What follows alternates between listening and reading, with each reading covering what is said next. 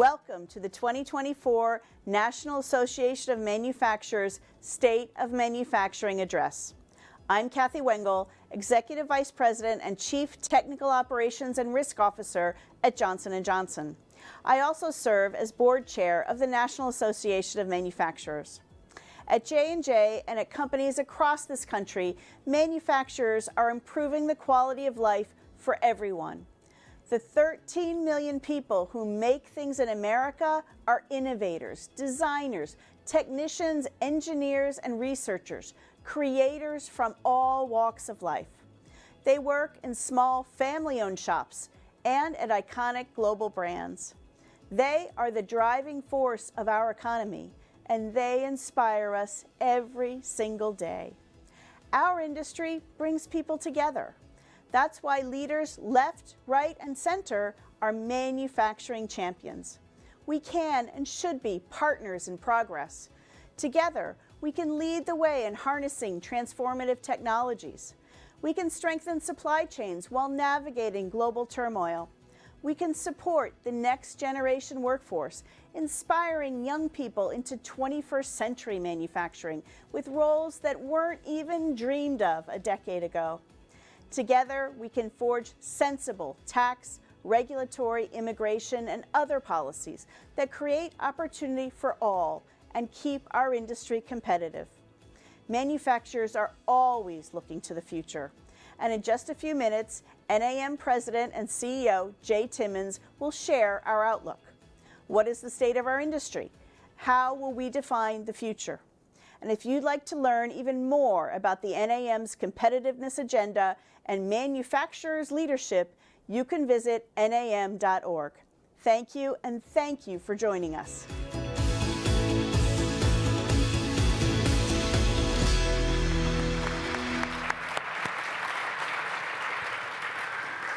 Thank you. This is very exciting. I get to be the good morning and welcome guy. And again, it's always a pleasure for me to welcome people to Macomb County, a place where manufacturing is not just an industry, it is without question the heartbeat of our economy. I'm County Executive Mark Hackel, and it is an honor to host the National Association of Manufacturers State of Manufacturing Address. I want to thank NAM President and CEO Jay Timmons for choosing RCO Engineering in Macomb County to deliver this national address. RCO Engineering is just one of 1,600 manufacturers that make Macomb their home. And I gotta believe the RCO team feels a sense of pride of being selected to host this national event on a national scale. Well, I gotta say, we are here to celebrate and reflect on the state of manufacturing. It is an industry that is vital to our economic competitiveness. In Macomb County, we're not just witnessing the growth of manufacturing, we're actively contributing to it.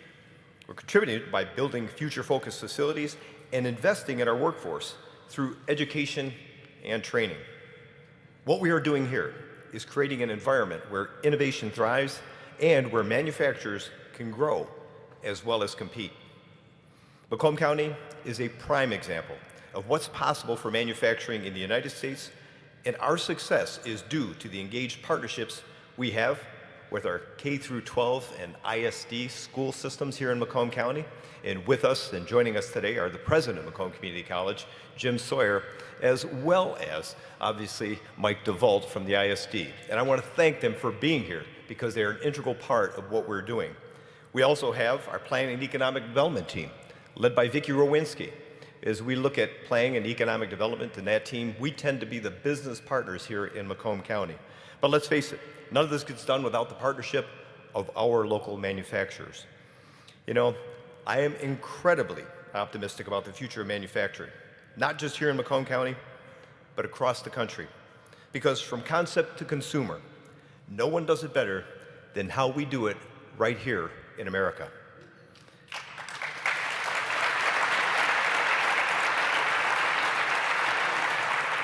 And now it is my pleasure, and I want to welcome to the stage NAM's official state partner, President and CEO of the Michigan Manufacturers Association, Mr. John Walsh. John?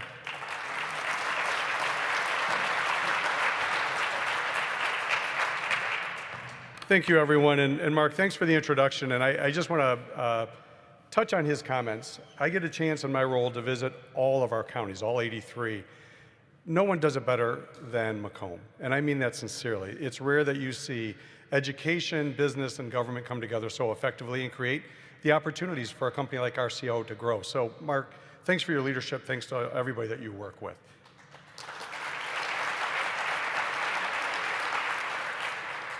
And I also want to thank Jay Timmons and his team from the NAM. Welcome to Michigan. We're glad you're here. You could have gone anywhere in the United States, and you picked Michigan, which we think is the cradle of modern manufacturing, and we're awfully proud of that. Michigan has over 10,000 manufacturers, all the way south, all the way up to the UP, east and west. We make something for every single industry in the world. We have parts that go everywhere. You are making parts here that are going everywhere, in planes that fly everywhere, and many other products. But it's a phenomenal story for us in Michigan. It not only helps you as employees here, but it helps your families. It helps your community. It builds our state. It builds our nation. And that's why it's so critical that we continue to support manufacturing. Like Mark, like Jay, I share an optimism for manufacturing, but we do have headwaters that we got to fight through. NAM focuses primarily on we do a lot together, but they really focus on the big national and international issues. We focus on the state and local issues. We work together constantly to help deliver solutions to our members, workforce development, cheaper insurance, you name it, just to make manufacturing going forward. So all of that is to say, we have a lot at stake. Of course we're proud. Of course we have a strong future. But to have a partner like the NAM, to have companies like RCO working, we're going to be able to be the winner in this for Michigan. So Jay, again, thank you for being here and making this. I can't wait to hear your thoughts. And then let's talk about RCO. For those of you that work here, for those of you that had the chance to go on the tour, wow. Like, how about that word in capital letters? Just wow. It was incredible. Proud to have RCO as a member, and I'm very proud to have the opportunity to introduce to you all the General Manager, Jeff Simic. Jeff?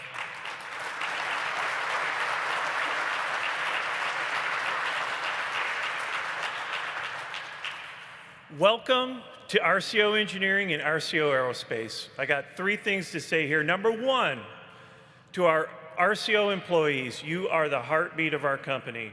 You are skilled trades. You are skilled trades on steroids.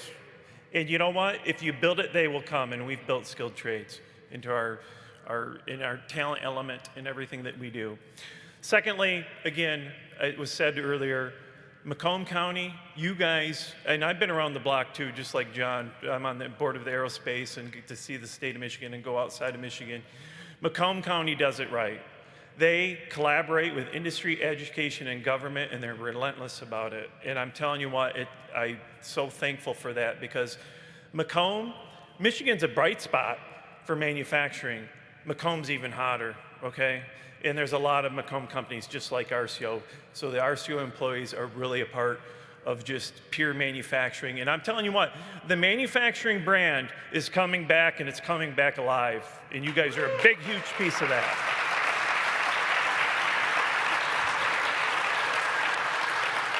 The third thing, National Association of Manufacturers. Jay Timmons, thank you for bringing your staff. Thank you for coming to Michigan. You guys are squarely on the right issues. I don't even have to put a level on it. You guys have got it square. You're working on the issues that mean something to Michigan manufacturing and manufacturers. So with that said, I would like to introduce Jay Timmons of the National Manufacturing Association. Thank you.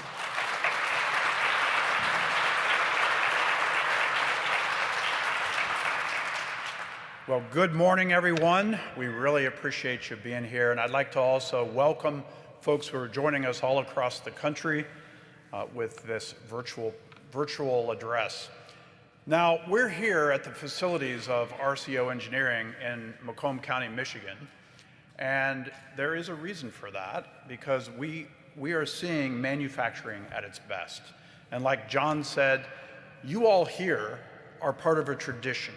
Every year we travel around the country to deliver the NAM's State of Manufacturing Address. We reflect on everything manufacturers are accomplishing, all the good that we're doing for the world, and how we're driving the American economy forward.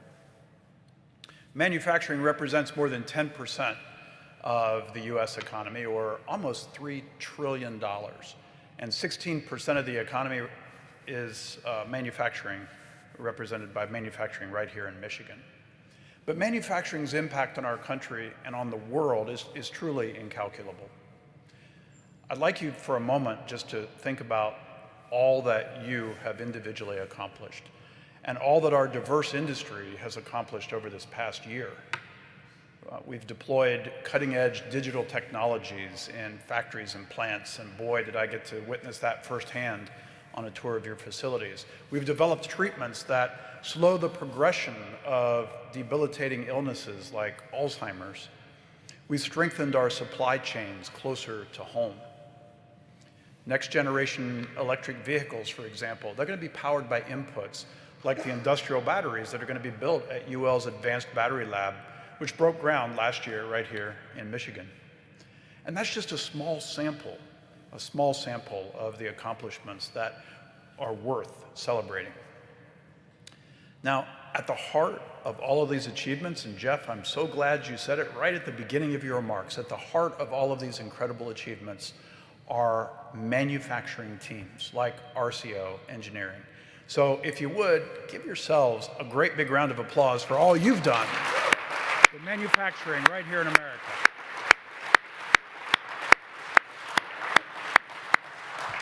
Last year you celebrated your 50th anniversary. Your company has an amazing story, growing and adapting with the times. You used that term, adapting, when we were out on the shop floor, broadening your capabilities to include aerospace design, resilience, adaptability, constantly refining and strengthening the commitment to the communities that you serve. That's why manufacturers in the United States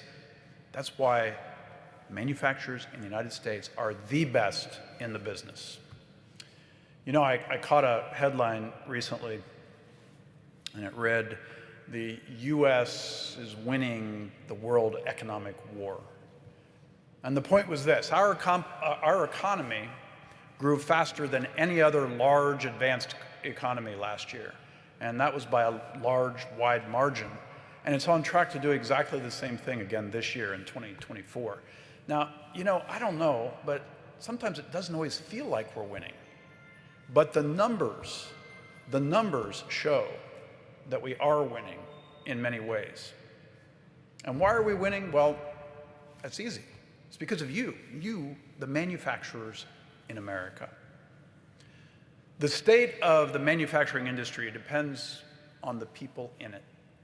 And we're now more than 13 million strong. That is the largest number of manufacturing workers in this country in more than 15 years. And if we continue on this trajectory, this resurgence, imagine what the state of manufacturing might look like in 2030, at the end of this decade. Artificial intelligence, it may unlock new superpowers for American workers. We might reach a point where no other country can keep up with our productivity or the pace of innovation. Manufacturing investment could flock to our shores even faster than it is today. But here's an important point. That's not guaranteed. It's not guaranteed. In the past few weeks, Washington, D.C., they've made a few good decisions, but leaders there have also made some major unforced errors.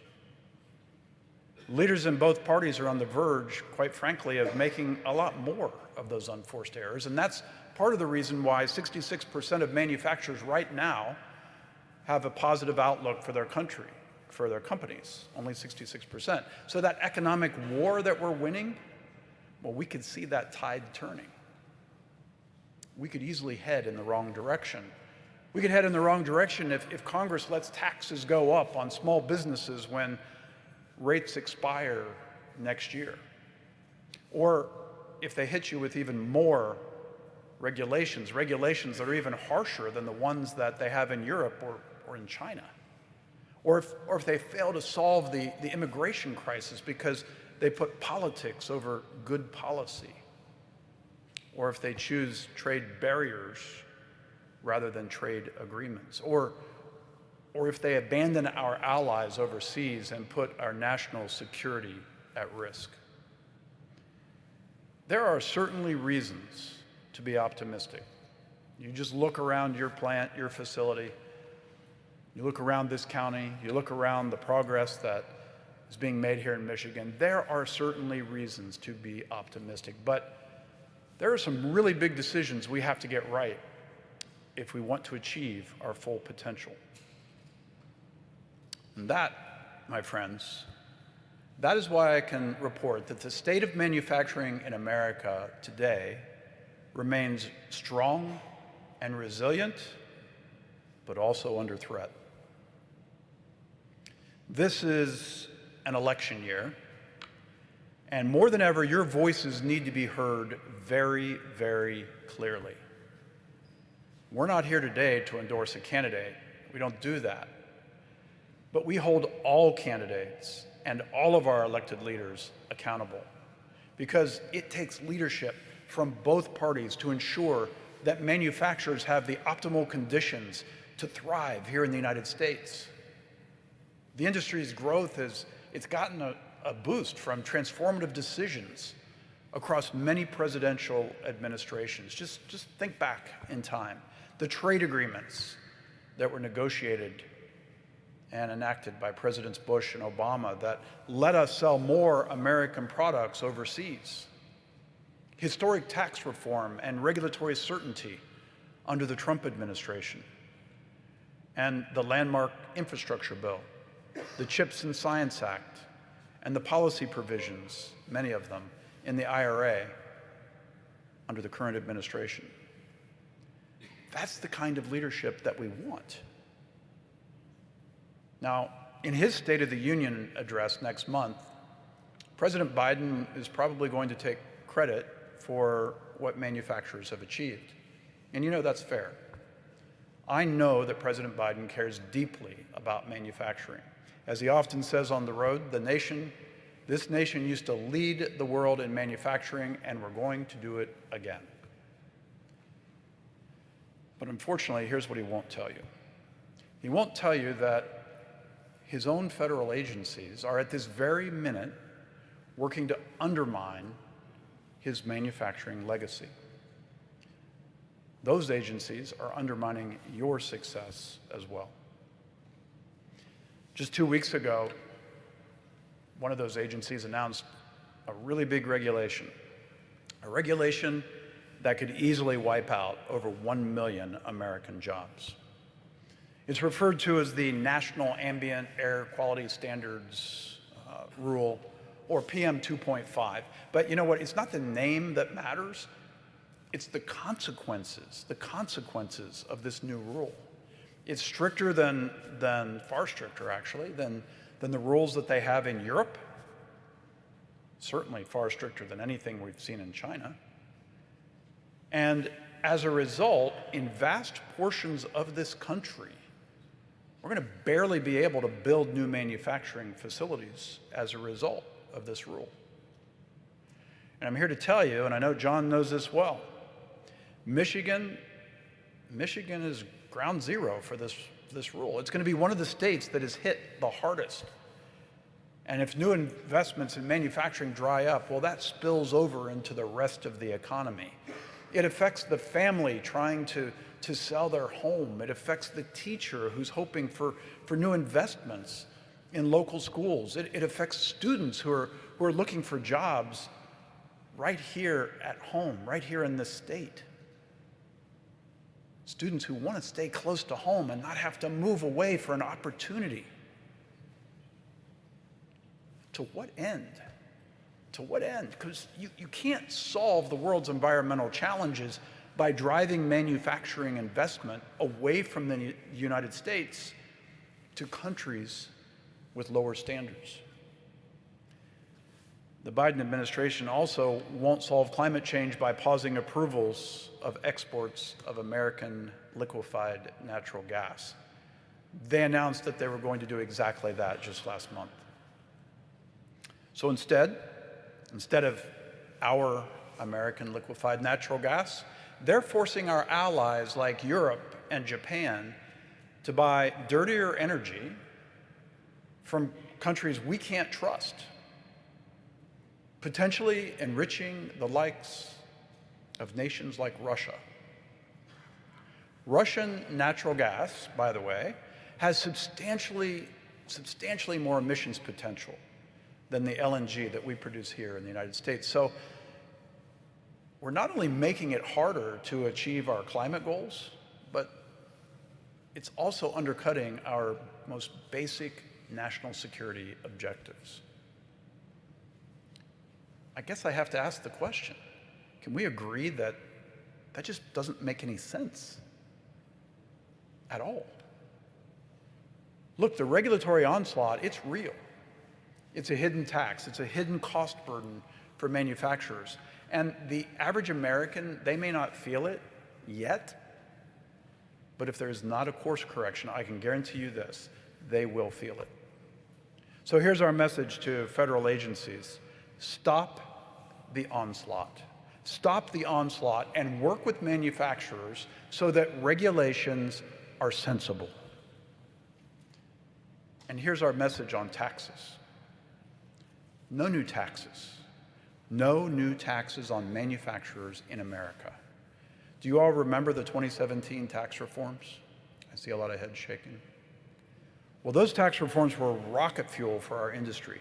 And manufacturers, as a result, kept our promises to raise wages, to hire workers, and to invest in our communities.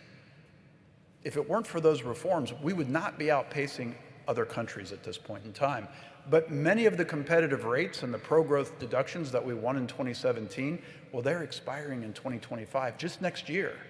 And by the way, some of them already have. Can we agree that it's economic malpractice to let taxes go up on innovators, raising the cost of business on America's smallest manufacturers and small businesses? Well, why should you have to work even harder to compete with China?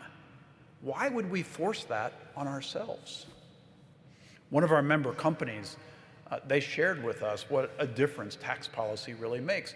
Valley Forge and Bolt, it's a small Arizona-based manufacturer of machine parts, and we're going to be with them tomorrow, as a matter of fact. After the 2017 tax cuts, the company hired more employees, they expanded benefits, they replaced aging equipment, they invested in technologies that improve productivity. And what's the result? The company had the best sales year in history.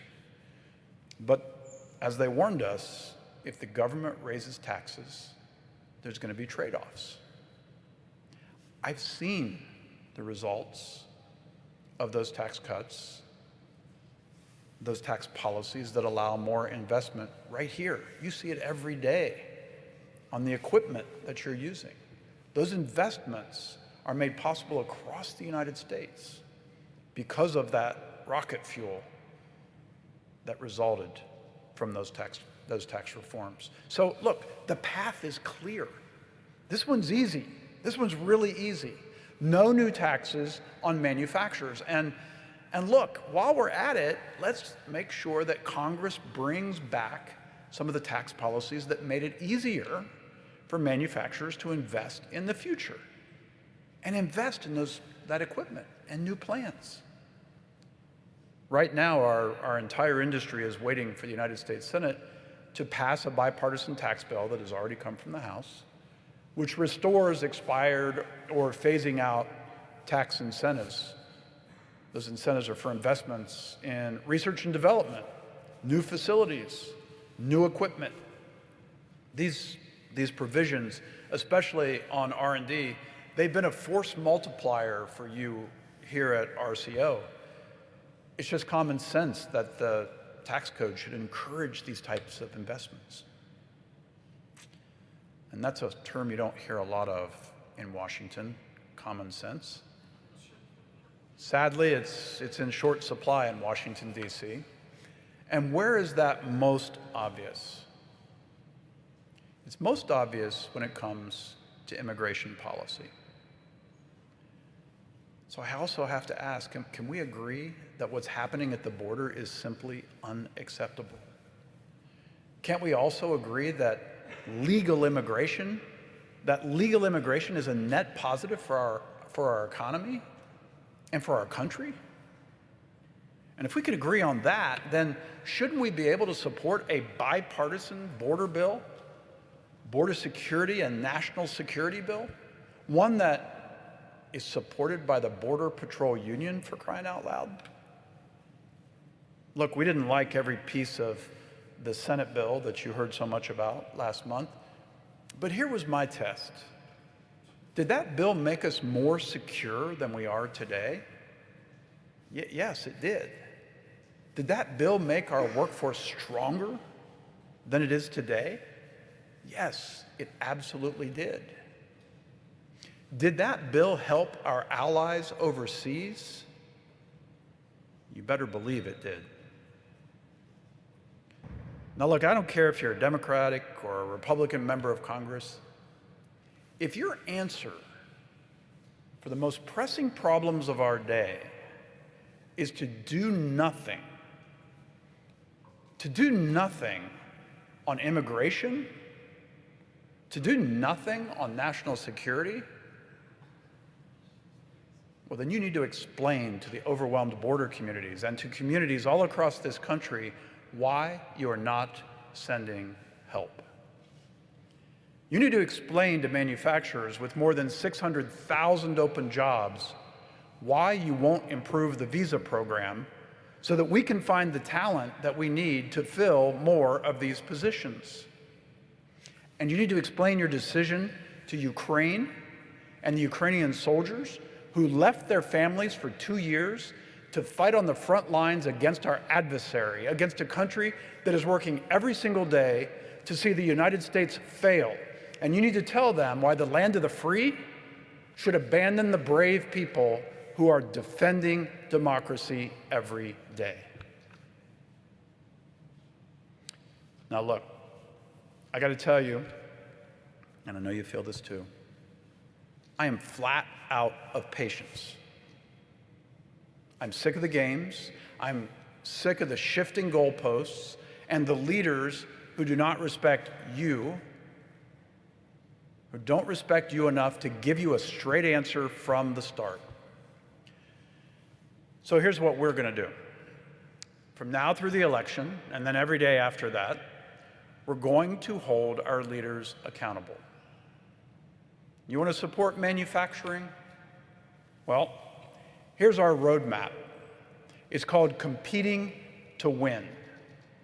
You can find this on NAM.org. This document is a common sense document. It's consistent. It'll make manufacturers all across the United States even more globally competitive. And we're going to make sure that policymakers know about this agenda and to know what is at stake if they don't follow it. And look, my friends here in this hall, folks who are listening all across the country, they need to hear that message from you as well. They need to hear it from you at town halls, at chance meetings, on social media. Here in Michigan, you're going to be the spotlight. Whether you like it or not, you're going to be the spotlight again this election season. So I'm imploring you, grab the microphone. Ask them. Ask candidates who want to serve you in the United States Congress and the Senate and in other elected positions up and down state and local government. Ask them, where are the trade deals that we need? Ask them to commit on the spot not to allow taxes on manufacturers in America to be increased. Ask them if they can get to yes on an immigration solution. Ask them if they will support the growth and upskilling of the manufacturing workforce. Look, our commitment at the National Association of Manufacturers, it's to work with anyone, and I truly mean anyone, who is willing to put policy that supports people ahead of politics, ahead of personality, ahead of process. I guarantee those who are seeking office, we will stand with you if you stand with us in advancing the values that have made America exceptional and that have kept manufacturing strong. Those values are free enterprise, competitiveness, individual liberty, and equal opportunity. Because here's what I know. Manufacturers are building an incredible future for our country and for our world. The world needs us. The world needs you. Manufacturing teams like you, they make life better for everyone. And that's our job. That's our job, and we're going to do it no matter how one election turns out, because people are counting on us. And Washington needs to either get on board or get out of the way. Because we see beyond the horizon. We refuse to let short-term thinking take us down the wrong path. Look, we're standing at a crossroads.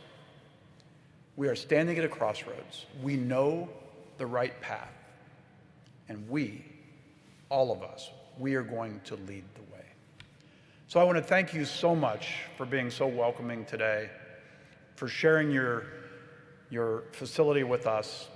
Most of all, I want to thank all of you for your leadership in making America stronger than ever before. Thanks so much.